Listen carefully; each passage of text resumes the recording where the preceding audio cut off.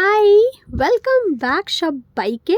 আজকে কোনো mini blog না, আজকে তোমাদের সাথে শেয়ার করব what I it in a day.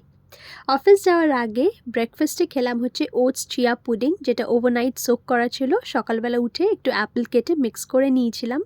কোনো দিন অ্যাপেল মিক্স করি, কোনো দিন বানানা, কোনো দিন পোমোগ্রেনেট, যেরকম ফ্রুটস থাকে আর কি। এটা কিন্তু বেশ একটা হেলদি অপশন।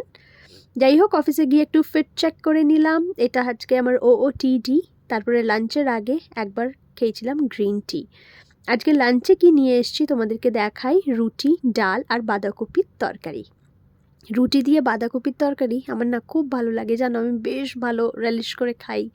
তারপরে বাড়ি চলে এলাম বিকালবেলা। আজকে তন্ময়ের ছুটি ছিল, তো রান্না করেছিল চিকেন কষা। তা আমি বাড়ি এসে কটা রুটি বানিয়ে নিলাম। গরম গরম রুটি দিয়ে চিকেন কষাটা যা লাগলো না ডিনারে, কি বলবো।